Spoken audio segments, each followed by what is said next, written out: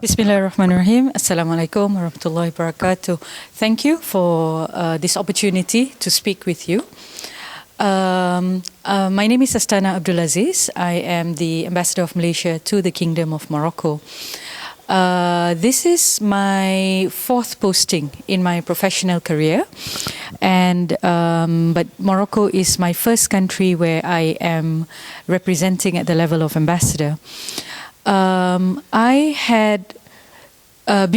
arrived in Morocco as ambassador in December of 2017. But 8 years before, I had first come to Morocco as a tourist. I was posted in Paris, and for my first holiday, I was thinking where to go. And top on my list of countries that I wanted to visit was Morocco. So I came to Morocco. I spent about 2 weeks here.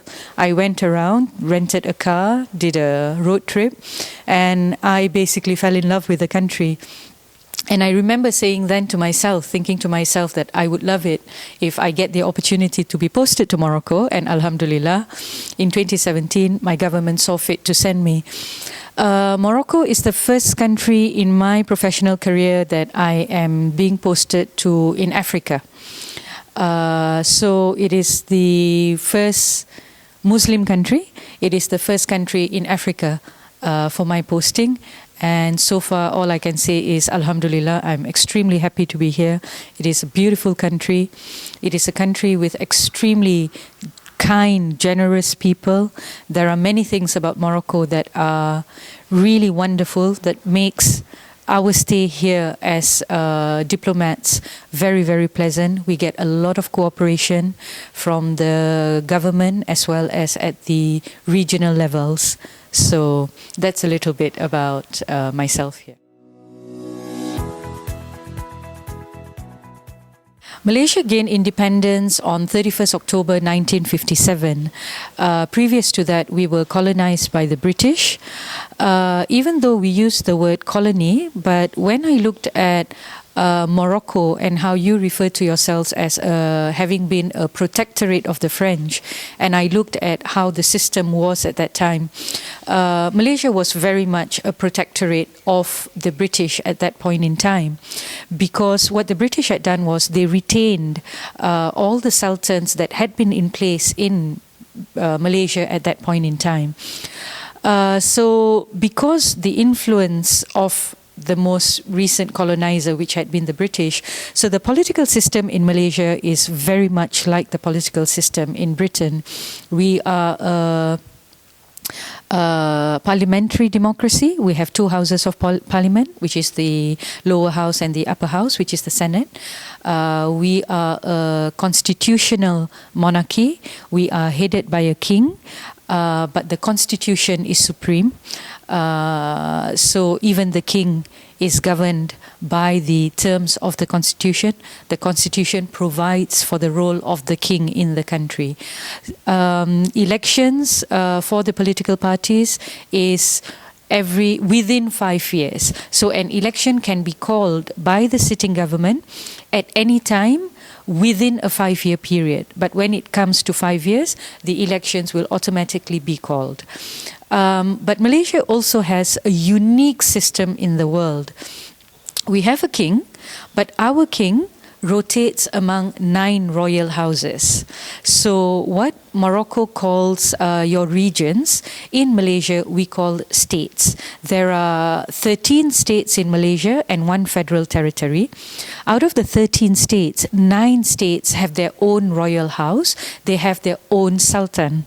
So within the state, the sultan is supreme.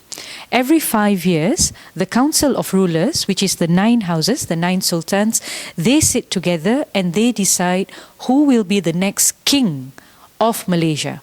So the king of Malaysia is only there for 5 years. It rotates among the 9 sultans.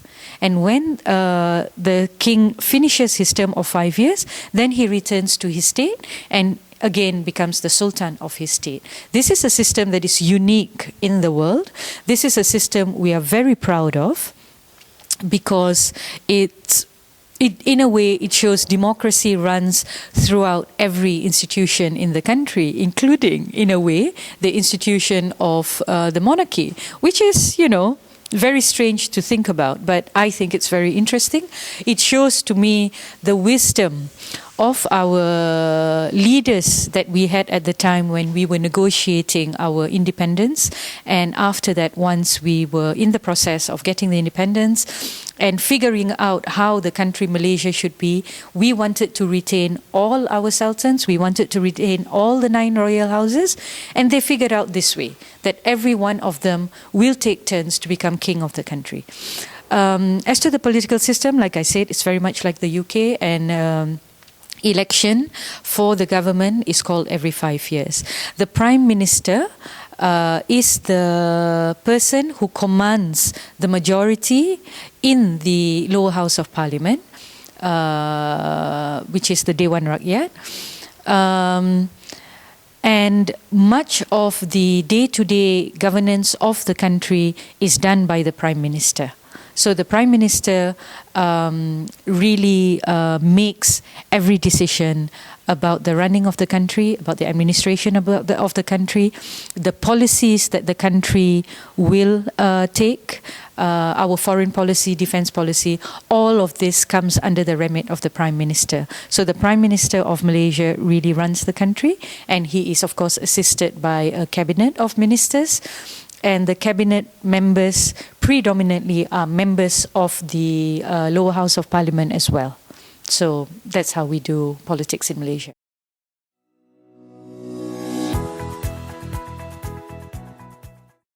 Morocco and Malaysia relations, of course, go back to when both our countries gained independence. There is an almost organic, natural feeling of feeling close to each other, because there are many qualities that both countries share. We are both of us Muslim countries. We were both of us colonized by the Westerners, of course, but chose very much to maintain our monarchy. Both countries feel that the monarchy is absolutely necessary for the country to move forward. It is very much necessary for the to what the country is fundamentally. While Morocco is a country, you practice Islam in the Maliki madhab. In Malaysia, it's Shafi'i, but I think between Shafi'i and Maliki there isn't very much difference. So again, in the way we practice Islam, it's very moderate, it's very gentle, it's very soft. So again, we feel very close to each other. The areas that we are strong in now at the moment is education. Increasingly, the leaders in Malaysia are very interested, very attracted to the teaching of religious affairs in Morocco. And we have been sending some students to Morocco. We are limited only by the number of places that Morocco offers to us, but the interest to send students here are increasing, and we would like to work with Morocco, if it's possible for Morocco to consider granting us more places in university for the teaching of Islamic studies as well as Arabic language.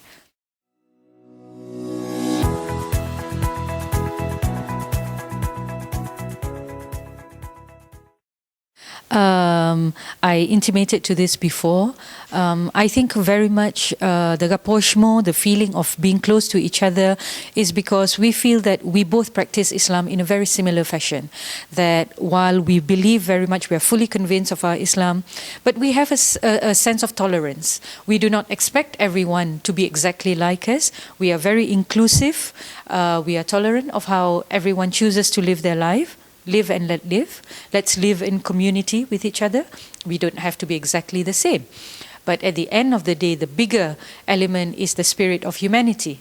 So this, I think, really brings us close. And I think the way we live our everyday life, the way we look to outsiders and how we are welcoming, just as Morocco, I believe, is a very welcoming country of foreigners, Malaysia, historically, we are talking about the year 1200s, the year 1400s. Malaysia was very much at the center of trade around the world. Malacca was really one of the biggest ports in the world. It was the central point of trade between China and India and the Arab countries. So there was a lot of exchange, and therefore when you come to Malaysia, you will find that the country has a very rich mix of people, simply because historically we have always welcomed people, and if they choose to stay on in the country, we welcomed everybody. So when you come to Malaysia, you will see many different colors, many different looks, some who look Chinese, some who look Indian, some who look like they're a mix, some who are very Arab looking. We have a diversity of ethnicities in the country. And this just, the spirit of being very open and very welcoming is there. So I think that contributes to this feeling of closeness between the two countries.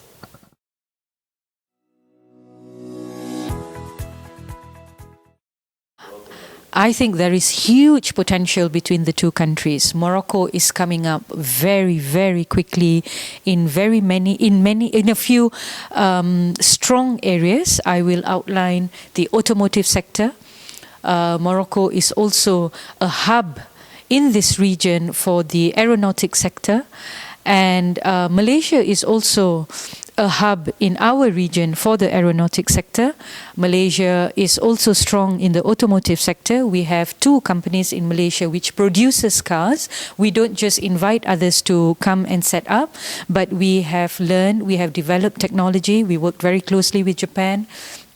Now we are also working closely with China. So Malaysia has 2 car producing companies, which is Proton, and the second one is Perodua. And in both these areas, because we are located quite separate from each other, there is a huge distance. I feel that there is a huge area that both countries can cooperate on in this area to begin with, both the automotive sector as well as the aeronautic sector. These are the 2 main areas. A third area that I am trying to work on here in Morocco is the edible oil sector, vegetable oils. Morocco produces olive oil, very good quality olive oil, but at the same time, Morocco also imports oil for where you don't need to use olive oil which is of good quality, which is expensive. So in other areas which is for cooking, for frying, etc., I think olive oil is not really something that you would use in those areas, and Morocco imports oil. Malaysia is one of the top 2 producers of palm oil in the world. And in this area, I think there is big potential for Morocco to consider looking at palm oil as an option for cooking and especially for frying, because palm oil is the best vegetable oil when it comes to cooking, because even at very high temperature, very high heat, the oil doesn't change. The oil doesn't change the nature and the qualities of it, which means it's very healthy. Palm oil is also very nutritious. So where you have populations, the poorer populations where nutrition is very important, the oil that they use for cooking helps to provide that nutrition. And for this aspect alone, China and India are among the top 3 regions, top 3 biggest importers of palm oil from Malaysia. And the reason their amount of imports increases every year, it keeps going up, is because they have found that it is very nutritious and therefore it is very good for their population without it being expensive, because everybody uses oil every day. That's the third area. The fourth area, like I said before, education, both ways. We would like to come here for Islamic religious education. At the same time, Malaysia is a hub for education, for others to come to Malaysia for education, and we welcome students from Morocco to Malaysia. Tertiary education is mostly in the English language, so that would be a good opportunity for Morocco, where you are looking for education different from French language, teaching in the French language. If you're looking to English, then Malaysia is a very good hub for that, and we're not a very expensive country. So that's another area of cooperation. Other than that, of course, trade and finance, investment. Morocco is very, very strong in the area of trade and finance within Africa. Malaysia elected a new government last year. It was a shift in our landscape, because for the first time in 61 years since independence, the country voted for what used to be the opposition.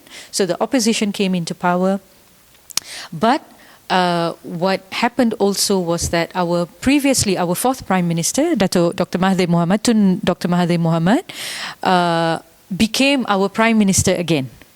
So he is now the 7th Prime Minister of Malaysia, and he pronounced foreign policy, which is Malaysia would like to come to Africa, but we don't want to do it on our own. We want to do it with a Moroccan partner. And one of the main partners we are looking at in Africa is Morocco. We are fully aware of how Morocco is very strong in Africa, how you have your contacts, how you have very good working relations with the countries here. We are very interested to work with Morocco to continue and to expand upon the areas of investment, etc. So that is also an area that we would like to work on very much.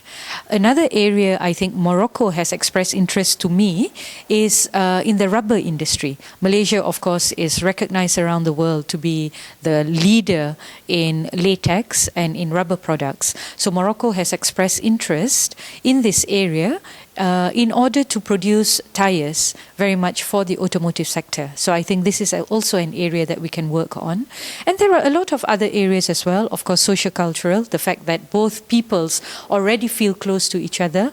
Now, the thing is there are no direct flights between Morocco and Malaysia.